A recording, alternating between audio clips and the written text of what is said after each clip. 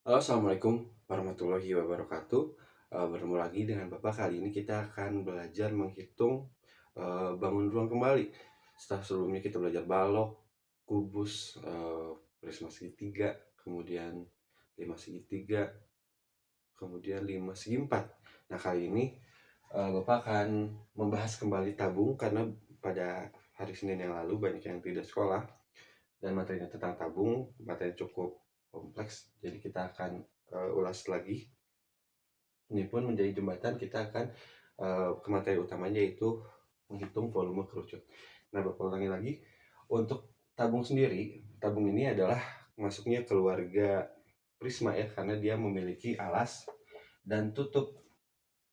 Memiliki alas dan tutup yang ukurannya sama, juga memiliki eh, dinding selimut gitu, berbentuk persegi atau persegi panjang. Jadi saat dibuka ini pasti bentuknya menjadi memanjang, menjadi persegi panjang selimutnya ini.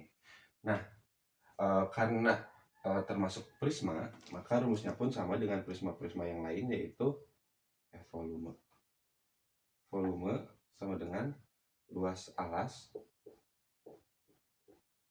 kali tinggi. Semua prisma rumusnya sama, luas alas kali tinggi. Nah, karena alasnya ini berbentuk lingkaran, nah lingkaran, lingkaran ini rumus mencari luasnya adalah, sini ada jari-jari ya. Apabila dari titik tengah ke samping adalah jari-jari, apabila dari samping ke samping itu dinamakan diameter. Nah, yang digunakan adalah jari-jari dengan lambang R atau radius. Ya. Jadi misalkan jari-jarinya ini 5, diameternya pasti 10. Apabila diameternya 12, misalkan dari sini ke sini 12, berarti jari-jarinya setengahnya, yaitu 6. Seperti itu. Nah, jari-jari ini digunakan untuk mencari luas lingkaran. Luas lingkaran, rumusnya ini adalah menggunakan pi. Pi dikali jari-jari dikali jari-jari. Nah, pi ini sendiri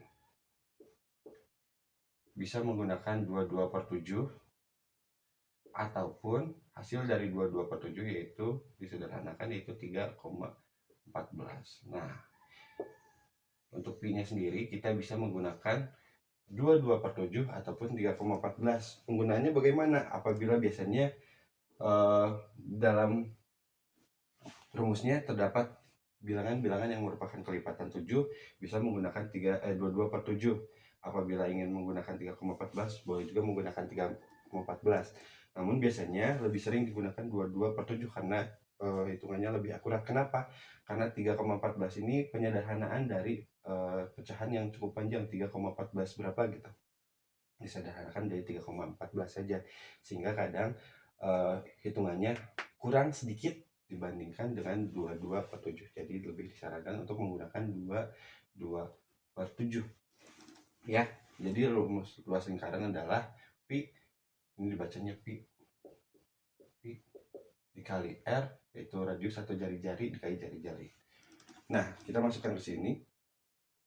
Luas alasnya pi dikali r dikali r, baru dikali tinggi dari prisma ini sendiri, dari luas titik paling rendah ke titik paling tinggi. Nah, seperti itu. Misalkan kita masukkan rumusnya. Misalkan jari-jarinya dari sini ke sini adalah 7 dan dari sini ke sini atau tingginya adalah 10. Kita masukkan pi-nya 22/7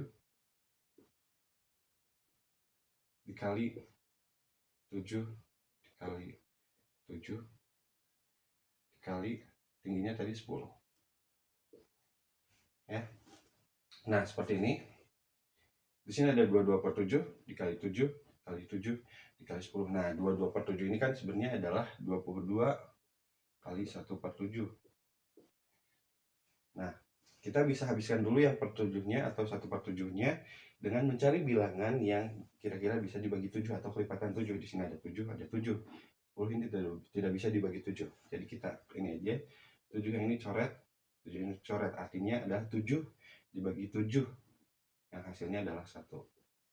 Nah, kita di sini punya 22, sisanya dikali 1 dikali 7 dikali 10. Kita masukkan, bisa langsung dihitung semuanya, 22 dikali 1 dikali 7 dikali 10, atau kita kelompokkan beberapa, misalkan yang bilangannya mudah, misalkan bisa 22 dikali 7 dan 1 dikali 10, atau 22 dikali 1 7 kali 10. Bebas yang mana saja asal semuanya ini mengalami perkalian. Yang dekat saja ini 22 dikali 1 dan 7 dikali 10 ya. 22 dikali 1 hasilnya adalah 22. Kemudian 7 kali 10 hasilnya adalah 70. Nah, kita sekarang mempunyai 22 kali 70. Tinggal kita hitung, bisa dikotret 22 kali 70, 0, 0, 7, 14, naik 1, 15. 0, 4, 5, 1. 1, 5, 4, 0. Seperti itu. Apabila satunya cm, kita masukkan cm kubik. Nah, seperti itu cara menghitung dari volume tabung ya. Rumusnya adalah luas alas segitiga tinggi atau kanal alas lingkaran dikali R dikali R kemudian dikali T. Nah, sekarang kita coba masuk ke kerucut. Ini tidak perlu dihapus, ini saja ya. Nah, untuk kerucut sendiri kan biasanya merupakan keluarga limas. Ini kerucut ini sama dengan limas segitiga, limas segi 4. Hanya saja alasnya ini sama dengan tabung. Kita hapus sebagian.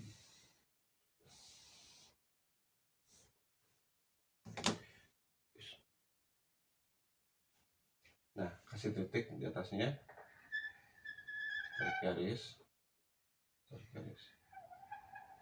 lurus tidak, ya seperti itu misalkan ya.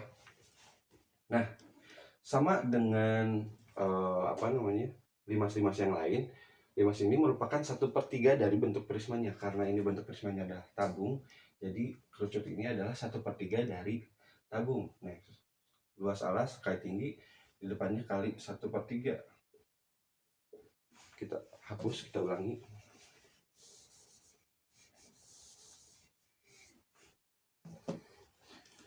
Satu per tiga dari luas kerucut, dari tabung maksudnya, tabung. Barulah kita masukkan 1/3 dari tabung. Tabung itu adalah Pi kali R kali R kali T. Nah, sama. Jari-jarinya adalah yang dari titik tengah ke samping, tingginya dari titik terendah sampai titik tertinggi. Seperti itu.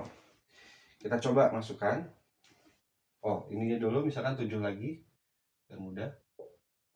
Tingginya kita menggunakan 21 mungkin ya. 21. Ini 7. Nah, untuk contoh kita permudah. Masukkan 1/3 kali ini ya, 22/7 kali R-nya dari 7 kali 7 lagi kali tingginya 21. Nah, di sini kita punya 1/3 dan juga 1/7.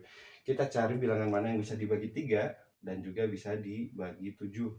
Nah, di sini ada 7, coret 7 dibagi 7 sama dengan 1. Nah, untuk 3, kalau memang ada kita bisa langsung bagikan.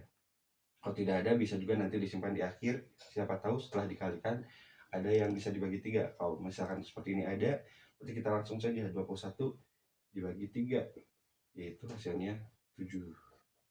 Nah, kita punya 1 sisanya yang belum dicoret ya, 1 kali 22 kali 1 kali 7 kali 7. Kita pisahkan yang ini dulu, 1 dengan 22 dengan 1, hasilnya 1 dikali 22, 22, 22 dikali 1 lagi 22. 22 sudah. Tinggal 7 dan 7, yaitu hasilnya 49. Tinggal kita kalikan 22 kali 49 kali 9 kali 2 18 simpan di atas 1, 9 kali 2 18 lagi tambah 1 19. 4 kali 2 8, 4 kali 2 8. Jumlahkan 0 8 17 naik 1 1 tambah 1 2 tambah 8 10. Nah, 1078. Misalkan satuannya sentimeter kubik. Nah, seperti itu cara menghitung yang kerucut. Dicari dulu yang bisa dibagi 7 dan juga dibagi 3 agar lebih mudah penyelesaiannya. Apabila tidak ada bisa dikesampingkan. Siapa tahu nanti setelah dikalikan ada, bisa juga seperti itu.